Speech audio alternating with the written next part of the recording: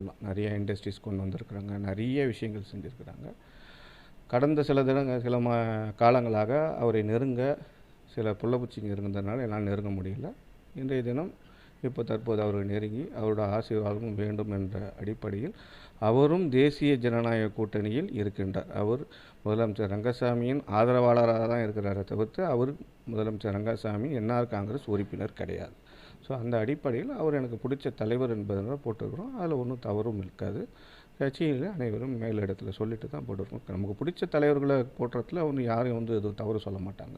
அந்த அடிப்படையில் போட்டிருக்கோம். தேவையில்லாமல் பரப்பப்பட்ட செய்தி, நான் அறிந்தவரை அவரிடம் நான் பேசியவரை கடந்த ஒரு 5-6 மாதங்களாக அவர்களிடம் தொடர்ச்சியாக பேசி வருகிறேன். நான் அறிந்தவரை நான் அவரிடம் பேசியவரை தனி கட்சியோ தனி அணியோ தொடங்கும் எண்ணம் அவருக்கு இருந்ததாக ஒருபோதும் என்னிடம் கூறியதில்லை. கால்பட்டை சட்டமன்ற தொகுதி மட்டுமல்ல, இன்றைய காலகட்டத்தில் பெரும்பகுதிகள் இருக்கிற தொகுதிகள் இன்று நிறைய பேர் சட்டமன்ற உறுப்பினராக வர வேண்டும் என்று ஆசையில் பணியாற்றி வருகிறார்கள். மக்கள் சேவை புரிய வேண்டும் என்று பணியாற்றி வருகிறார்கள். அதற்கு யாரும் தடை சொல்லவும் முடியாது. அவர்கள் அன்போடு வரவேற்பதே அனைவரோடும் கடமை. நானும் அன்போடு வரவேற்கிறேன். ஆனால் முத்தியால்பேட்டை மக்கள் கடந்த 2021 தேர்தலில் வெளியூரிலேருந்து இங்கே ஒரு வீடு வாங்கின்னு மிகப்பெரிய நாடகத்தை அரங்கேற்றிய ஒரு வெளியூர்காரரை நம்பி ஓட்டு போட்டுட்டு இன்று 4.5 வருஷம் மிகவும் சொல்லாவண்ணம் துயரத்தில் மக்கள் இருக்கிறாங்க. இனி ஒரு முறை முத்தியால்பேட்டை மக்கள் வெளியூர் ஆளுக்கு வாக்களிக்க வாய்ப்பு இல்லை.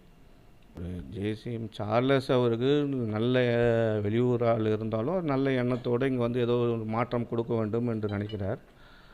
ஆனால் அங்கே அவர் நல்ல எண்ணம் கொண்டவராக இருந்தாலும் அவர் அந்த கோமாளி கூட்டத்திட்ட மாட்டிக்கிட்டு படாத பாடுபட்டு நிற்கிறார். அந்த கோமாளி கூட்டத்தை விட்டு என்றைக்கு அவர் வெளியில் வராரோ அன்றைக்கி தான் அவர் மக்கள் ஏற்றுப்பாங்க. தேசிய ஜனநாயக கூட்டணியில் அனைத்து இந்திய அண்ணா திராவிடம் இருக்குதுன்னு சொல்லிட்டு ஏற்கனவே அறிவிச்சிட்டாங்க. தேர்தல் நேரத்தில் சீட்டு எது தொகுதி எது என்பதுதான் முடிவு பண்ணுவாங்க. இப்போ நான் அதை சொல்லவும் முடியாது. சொல்கிறதுக்கு மரியாதைக்குரிய அண்ணன் எடப்பாடியார் அவர்கள் தவிர்த்து வேறு யாருக்கும் அதிகாரம் இல்லை. புதுச்சேரியை பொறுத்தவரை மரியாதைக்குரிய அண்ணன் எடப்பாடியார் அவர்கள் கழக பொதுச்செயலாளர் அவர்கள் 2 பேர்கள் மட்டுமே அவருக்கு தெரியும். 2 பேர்கள் மட்டுமே அவர் பாசம் வைத்துள்ளார். அந்த 2இல் நான் ஒருவர்.